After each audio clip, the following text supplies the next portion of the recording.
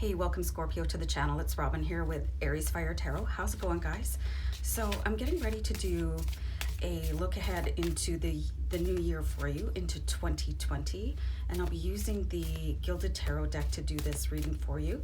So this is going to be a reading that looks at the main theme of the new year, and then it'll go into other clarifying questions to give you sort of an overall tone of the energies to expect in the upcoming new year in 2020 for you. So I really hope that you enjoy the reading, and I hope it resonates, and definitely remember to comment and like, share, and subscribe, guys. It really helps me on the channel. So thanks for doing that. So I'm just gonna shuffle a couple more times, and then I jump right into my readings, guys. I don't do a lot of intro. So anyway, I'm gonna do one more shuffle and then we'll start. Okay. I'll do a deck cut here. Main theme of the new year. So the card I pulled for you is the Seven of Cups. So the Seven of Cups, it really talks about having, and there's my Canadian accent, if any of you are non-Canadian or, you know, don't live in Canada.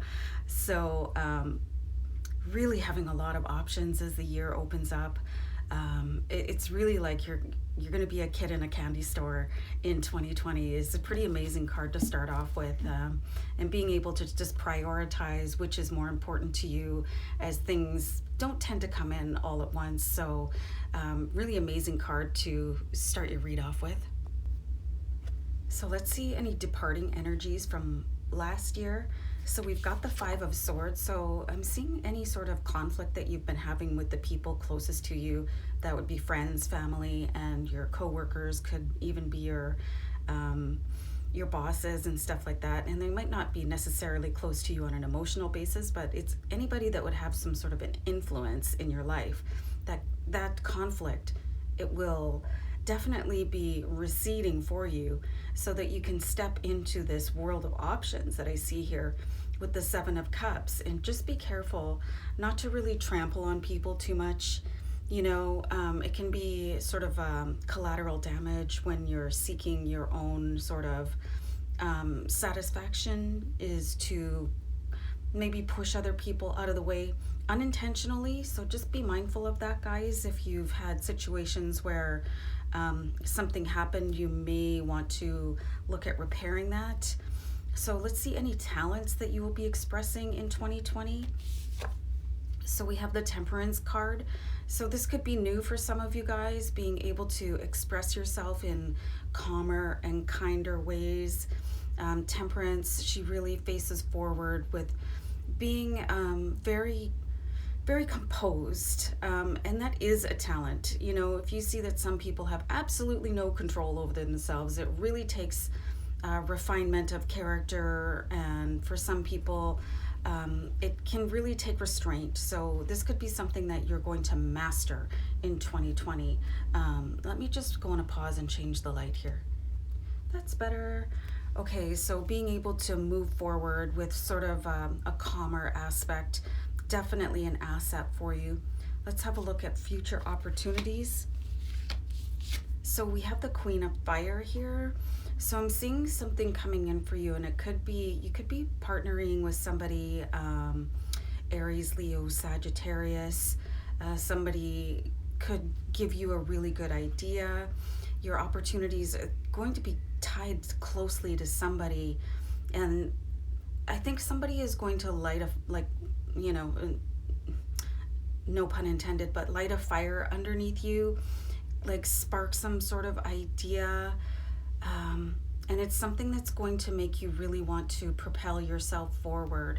I'm not really seeing like the thing for you guys, but it will be happening, and I do see it happening in conjunction with a fire sign, or with somebody that has the aspects of a fire sign. So let's see any upcoming obstacles for you. Interesting, we've got the Four of Wands here. So what I'm getting here is like that phrase, don't count your chickens before they hatch. Like, don't celebrate too soon. Like, really keep your goals sort of close to the vest, and not everybody needs to know what you're up to. You know, don't celebrate too early, you guys. Make sure that something is more of a sure thing than an almost sure thing, like I think so, before you start waving the banner around, because that could lead to some sort of disappointment, or somebody could actually, I know I'm using all these phrases, pull the rug out from underneath you or take your opportunity. So be really careful about who you share your ideas with. If it's a business idea, or you know, you're going to purchase a vacation and somebody takes the last good deal on it, just be really careful about who you confide in, okay guys? And let's see how you can deal with upcoming obstacles. And you have the Queen of Cups. So the Queen of Cups, she's very regal, but she also keeps things to herself, you know. She almost like hides her emotions from most people unless you're very close to her. Angel number 555 just came up, guys, if you want to check that out after the read. But being able to be composed in the face of anything that happens, and keeping everything exciting to yourself and your very trusted people, like that small circle in your life that, you know, you can tell them anything and you know that the secret stops there. So that's how you need to deal with this, you know, like really. And sometimes like the blurting factor can come in, so be careful, you guys, about being too excited and oversharing too soon. So let's see how you can achieve your goals and dreams, guys. So I'm seeing here you have the Devil. So the Devil just really deals with the shadow self. And sometimes you're going to have to rely on your shadow self to get you through things, and work together with your shadow self, because you and your shadow self are definitely just one person, you know. So don't be in denial that you have a shadow self. It can sometimes power you through a situation, you know, where you need to not be expressing yourself to like your 1,500 friends on social media or your followers or something like that. Like, what would your shadow self do? You know, that really, you know, that selfish aspect of everyone, where you just sort of want to keep things a secret for yourself until things are like blossoming. Do you know what I mean? If this is your opportunity that is going to change your life in 2020, your shadow self can really help you, and like really aligning with your shadow self. You don't have to be afraid of your dark side, because it's the balance of your light side. So you have a really interesting reading here.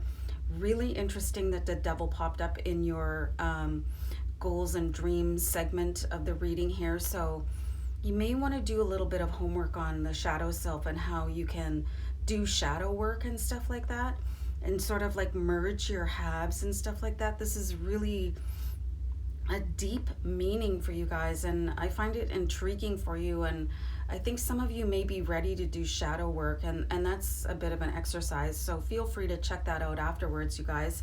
And I think you can look forward to a really prosperous and exciting 2020, guys. So I hope you enjoyed the read, and all the best in the new year for you. Take care. Bye.